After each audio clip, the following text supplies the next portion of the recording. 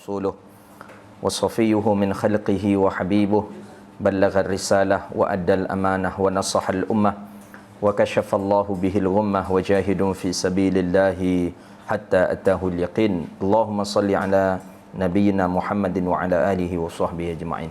Puja dan puji syukur kepada Allah dengan mengucapkan Alhamdulillahirabbil alamin.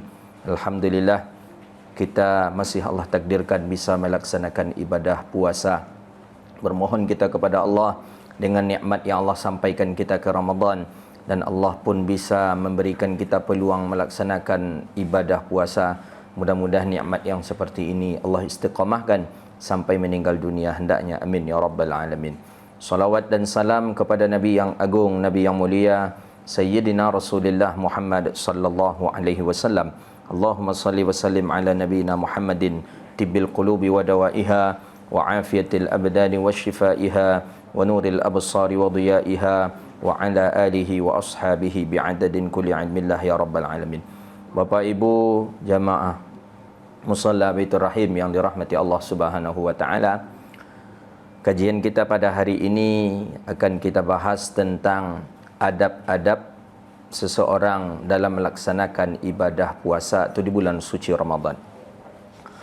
Ada satu buah kitab yang sangat menarik yang judulnya adalah Nasaihud Diniyah wal Wasaya Imaniyah, karangan Al-Imam Syekhul Islam Al-Habib Abdullah ibn Alawi Al-Haddad. Para ulama lebih mengenalnya dengan Imam Al-Haddad. Nasaihud Diniyah, nasihat agama, wal wasaya imaniyah, wasiat perkara iman. Jadi nasihat-nasihat agama, wasiat-wasiat iman ada di dalam kitab ini. Salah satunya tema yang ada di dalam kitab itu disebutkan, kitab ini disebutkan dengan adabus siyam, adab tentang berpuasa. Adab tentang berpuasa ini ada penjelasannya. Adab ini bagian daripada sunnah. Maka adab-adab Nabi itu bagian daripada sunnah-sunnah Nabi. Maka lebih kita kenal dengan adab tidur, kemudian adab makan, adab berpakaian, adab mandi, adab dalam berdoa, adab dalam solat, adab dalam baca Quran. Banyak adab dalam berpuasa. Itu sama halnya dengan sunnah atau amalan yang diamalkan oleh Nabi di dalam melakukan aktivitas. Adab-adab solat berarti sunnah-sunnah dalam solat. Adab-adab makan berarti sunnah-sunnah dalam makan. Adab mandi, sunnah-sunnah dalam mandi. Adab berpakaian, sunnah-sunnah dalam berpakaian. Hari ini akan kita kaji tentang adabus siyam, tentang adab-adab dalam berpuasa. Dalam arti kata adalah sunnah-sunnah anjuran ketika kita sedang melaksanakan ibadah puasa. Imam Syekh Abdullah Al-Haddad mengatakan walisaimi, bagi orang yang berpuasa itu ada adabnya. Maka kata beliau, tidak sempurna puasa seseorang kecuali dengan adab. Berarti dalam arti kata, tidak sempurna puasa yang kita lakukan kalau tidak ada sunnah, tidak ada adab yang kita lakukan. Famin ahammiha, mana daripada adab-adab itu? Salah satu daripada adab itu adalah yang pertama, ayyahfadha, bahwa seseorang itu menjaga lidahnya daripada berdusta dan bergunjing. Berdusta bahasa Arabnya kadzib, bergunjing bahasa Arabnya ghibah. Ghibah bergunjing. Kita pelihara lidah sehingga lidah kita tidak berdusta. Kita pelihara lidah kita sehingga tidak bergunjing, maka kita termasuk orang yang sudah menjaga adab dalam melaksanakan ibadah puasa.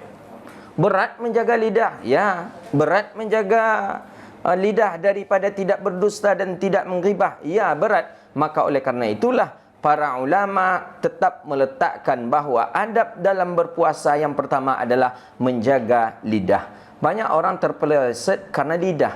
Maka kata istilahnya bahasa orang kita, lidah tu tak bertulang. Tapi kalau kena oleh lidah ni lebih tajam daripada pedang. Maka ketika kita melaksanakan ibadah puasa, jagalah lidah kita.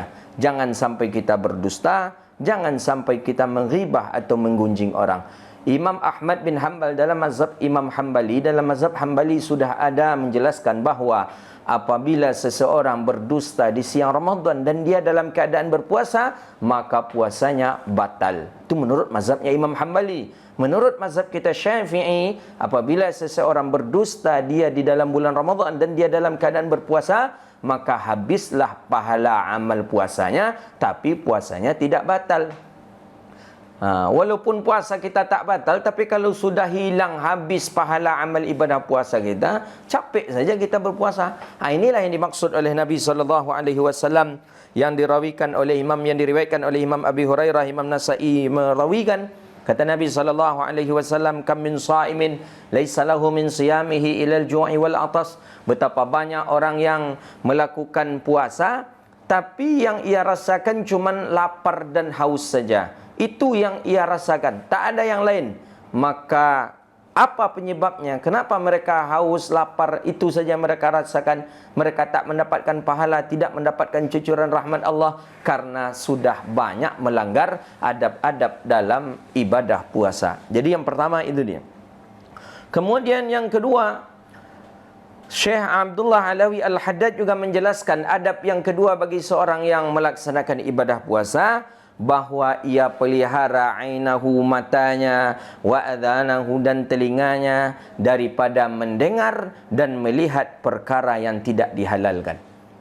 Maka inilah yang disebut dengan puasanya khawasul khawas.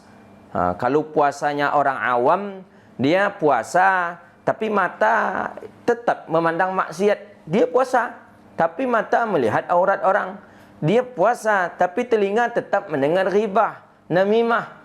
Maka ini puasanya orang awam. Tapi puasa orang khawasul khawas adalah ia pelihara telinganya, ia pelihara daripada matanya. Telinga tidak ia dengarkan kepada perkara yang haram, mata pun tidak ia tengokkan kepada perkara yang haram. Memang kita berpuasa ini makanya pas betul untuk kondisi kita hari ini. Kita berpuasa dianjurkan kita banyak di rumah. Kita berpuasa dianjurkan kita untuk menetap saja, tidak banyak keluar, tak ada keluyuran. Karena dengan kita melaksanakan ibadah puasa, kalau kita banyak keluar, banyak aktivitas di luar, maka banyaklah maksiat yang kita lakukan dan banyak maksiat yang kita tengok, yang kita dengar dan yang kita tengok. Maka oleh karena itu, adab yang kedua dalam melaksanakan ibadah puasa adalah bahwa ia dengar. Ia dengarkan telinganya kepada kebaikan, kemudian ia lihatkan matanya kepada kebaikan. Untuk menengokkan mata kepada kebaikan, para ulama banyak mensyarahkan ini dengan menengok Al-Quran. Maka Ramadan itu adalah syahrul Quran. Bulan Ramadan adalah bulan Quran. Maka perbanyak menengok Quran. Nengok Quran itu pahala. Belum dibaca sudah mendapat pahala kita dengan melihat Al-Quran. Maka kata para ulama, ada 3. Apabila kita melihatnya saja, maka kita sudah diberi pahala oleh Allah Subhanahu wa taala. Mana yang 3? Pertama, melihat Kaabah. Melihat Kaabah saja kita sudah Allah beri pahala. Apalagi kalau sampai pula kita untuk meraba Kaabah ini. Tapi meraba Kaabah harus kita garis bawahi pula. Ketika kita berihram, hati-hati jangan sampai memegang Kaabah, karena Kaabah memiliki harum-haruman, parfum. Maka oleh karena itu menengok Kaabah saja. Maka ketika kita menengok Kaabah ada doa yang dianjurkan. Apa ya doa yang dianjurkan? Allahumma ya Allah, jangan engkau haramkan mataku ini menengok Kaabah engkau yang mulia, dan tambahlah kehaibahan, tambahlah wibawa, tambahlah kesucian, dan tambahlah penghormatan terhadap Kaabah itu. Maka menengok Kaabah pahala. Yang kedua, melihat Al-Quran. Belum kita membaca Al-Quran, menengok Al-Quran saja sudah besar pahala yang Allah berikan kepada kita, apalagi membacanya. Membaca Quran jelas Nabi SAW menjelaskan dalam riwayat hadis, man qara'al Qur'ana ja'alahu likulli harfin 10 darajat. Siapa yang membaca Al-Quran, maka Allah tulis untuknya setiap hurufnya 10 kebaikan. Falatakul alif lam mim harfan. Jangan sebut alif lam mim itu satu huruf. Tidak. Tapi alif 1 huruf, lam 1 huruf, mim 1 huruf, 3 huruf. 3 kali 10, 30. Itu di luar Ramadan. Bagaimana dalam Ramadan? Maka oleh karena itu, melihat Al-Quran itu juga pahala. Membaca Quran lebih berpahala lagi. Cuman jangan nanti kita tengok saja Quran. Ambil Quran, pegang, tengok Quran. Baca Sadaqallahul Azim aja lagi. Tidak, kita dianjurkan untuk membaca Al-Quran. Kemudian yang ketiga, kata para ulama, melihat istri, melihat pasangan kekasih hidup kita, menengok suami dengan pandangan kasih sayang, itu pun juga Allah catat bagian daripada pahala. Maka penglihatan inilah yang bagus untuk kita lihatkan ketika kita sedang berpuasa di bulan Ramadan. Lihatkan mata kita kepada Al-Quran, pandangkan mata kita kepada Kaabah. Kalau kita sedang di Makkah, pandangkanlah mata kita kepada anak keluarga kita dengan pandangan kasih sayang, bukan pandangan marah. Nanti memandang ke isteri, memandang kawak tu kata dia. Tanda tak ada duit itu kata dia. Itu tanda pandangan yang su'uzan itu namanya.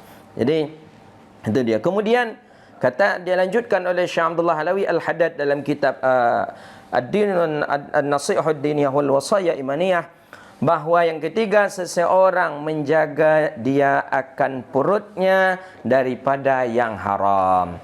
Lah, kok bisa orang puasa memakan yang haram? Bisa saja. Barangkali kita berbuka tidak dengan hak kita, atau kita makan sahur tadi mungkin dengan hak orang lain, bukan punya kita. Maka oleh karena itu perhatikan betullah buka kita, sahur kita. Kalau bisa berbuka dengan sahur itu betul-betul dengan hasil buatan kita sendiri. Karena terjamin, apalagi kalau kita berwuduk sebelum memasaknya, apalagi kita berwuduk pula sebelum kita menyantapnya, maka dari barang yang haram diawasi. Begitu juga jagalah perut kita daripada perkara yang syubhat. Beliau menjelaskan, mempertegas di sini apa kata Habib Abdullah Alawi Al-Haddad, khususan indal iftari, khusus ketika kita berbuka, maka bersungguh-sungguhlah berbuka dengan perkara yang halal. Maka oleh karena itu pastikan itu punya kita. Pastikan kalaupun kita membeli di luar, pastikan yang memasaknya seorang muslim, peralatan-peralatan muslim, yang dia baca kalimat-kalimat yang dianjurkan dalam muslim. Hari ini kita sudah ada pula orang-orang yang non-muslim yang menjual perbukaan. Itu pula yang kita beli. Itu samalah kita membeli barang yang syubhat. Tak tahu kita entah bejananya suci entah tidak, peruk kualinya entah suci entah tidak. Kadang orang kita ni lebih suka pula membeli punya orang tu. Oh, enak, lezat untuk berbuka. Jangan itunya yang kita tengok, tapi utamakanlah halal. Karena ini bagian daripada adab seseorang dalam melaksanakan berpuasa. Kemudian beliau melanjutkan, kata beliau, kadzalika yahfadhu lis-shaim, begitu juga seorang yang melaksanakan ibadah puasa hendaklah dia menjaga segala anggota tubuhnya. Tangannya ia jaga jangan sampai mengambil perkara yang haram, jangan sampai menyakiti orang. Kakinya begitu juga, jangan sampai melangkahkan dengan langkahan yang tak elok, ia langkahkan kepada tempat yang tidak elok. Maka oleh karena itu di akhir beliau mengatakan, kam min shaim laisa lahu min siyamihi, betapa banyak orang yang berpuasa tapi tidak ia dapatkan dari puasa itu kecuali rasa haus dan rasa lapar saja. Siapa orangnya? Orang-orang yang tidak menjaga adab-adab daripada berpuasa. Kemudian beliau lanjutkan, wa min adabis shaim, dan adab yang orang yang berpuasa lagi yang keempat. Apa adab bagi orang yang berpuasa lagi? Yaitu adab bagi orang yang berpuasa lagi yang kelima adalah bahawa ia tidak memperbanyak tidur di siang hari. Di sini jelas ini. Tidak memperbanyak tidur di siang hari. Bukan tidak dibolehkan. Berbeda bahasanya di sini. Alla yakthura, bahawa tidak memperbanyak tidur bin nahari, di siang hari. Jadi tidur di siang hari bagi orang berpuasa boleh? Boleh.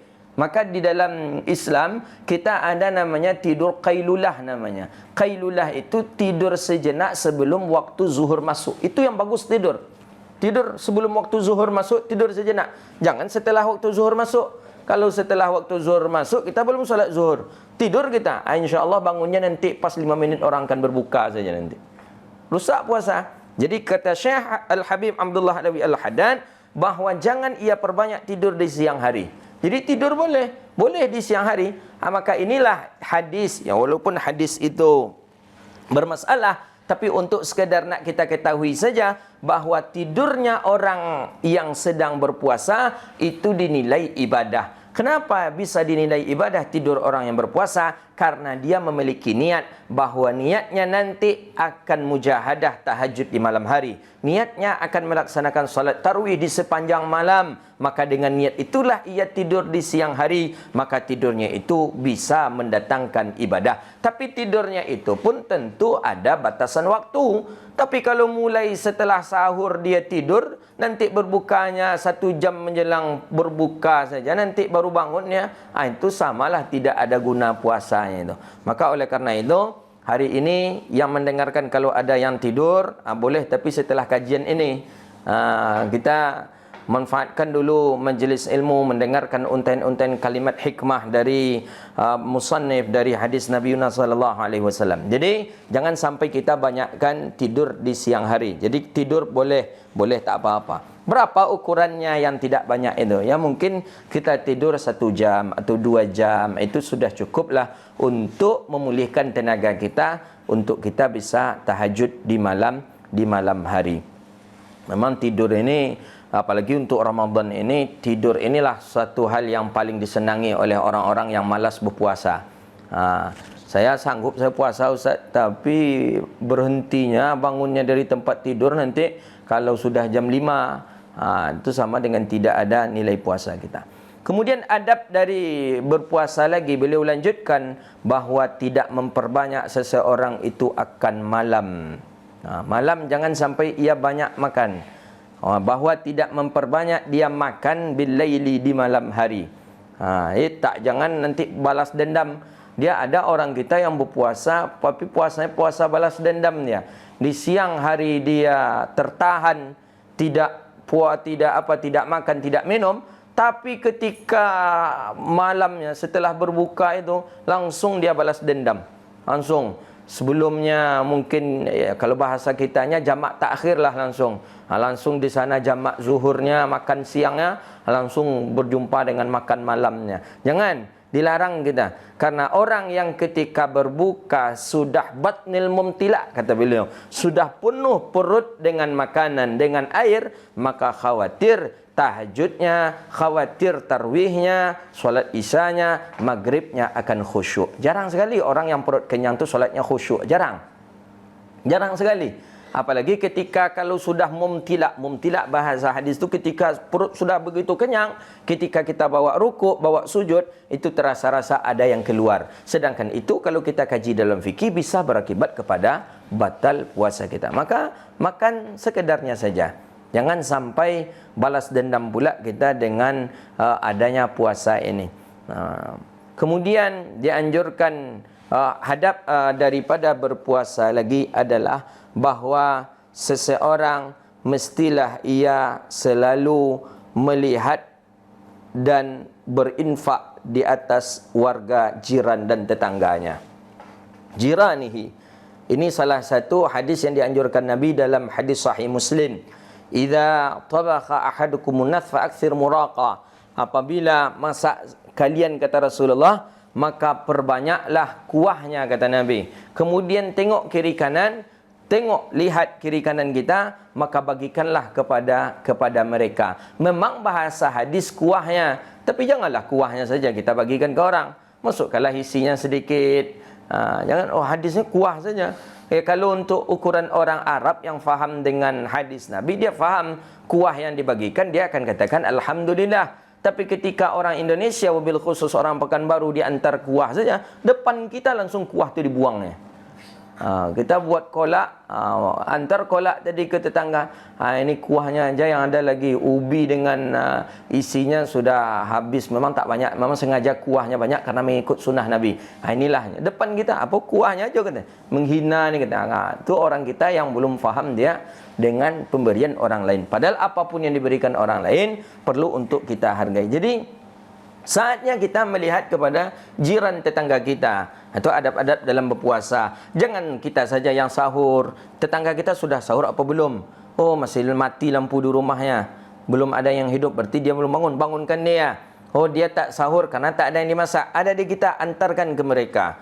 Jangan kita pikirkan untuk kita. Oh, kalau kita antar ke mereka, nanti kita sahur pakai apa? Kalau kita sudah melaksanakan sahur, ada lebihnya, dan itu bisa pula dimanfaatkan oleh orang, bagus kita berikan kepada orang lain. Kalau boleh, ajak mereka sahur bersama-sama dengan kita. Sedikit, ya cukup. Banyak pun, alhamdulillah. Begitulah kehidupan para sahabat dan baginda Nabi Yunus sallallahu alaihi wasallam. Begitupun berbuka. Kita masak apa, kita antarlah kepada mereka. Berbagi itu suatu kenikmatan yang luar biasa bagi orang yang selalu dan terbiasa dengan sifat berbagi tadi. Maka fayan bagi lisaim, kata beliau, maka hendaklah kita, sepantasnya bagi orang yang berpuasa, hendaknya dia selalu berbagi kepada saudara, dun sanak, familinya. Maka ada tradisi yang paling elok juga di kita, mengantar mengantarkan perbukalan ini untuk dun sanak family. Itu tradisi-tradisi yang elok dan memang dianjurkan kita untuk berbagi. Tapi jangan kepada family dun sanak kita saja, juga kepada orang lain seperti itu. Kemudian beliau melanjutkan di sini, kata beliau, fayan bagi,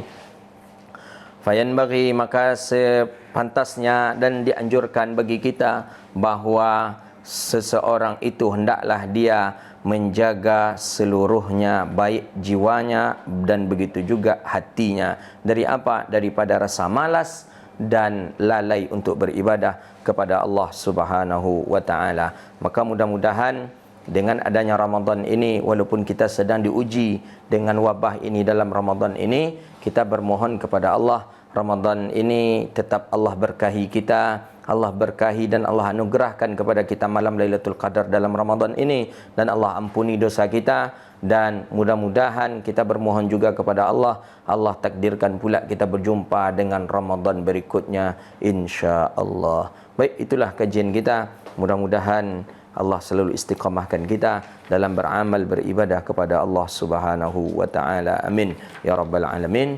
Demikian, subhanakallahumma wa bihamdika asyhadu an la ilaha illa anta astaghfiruka wa natubu ilaih.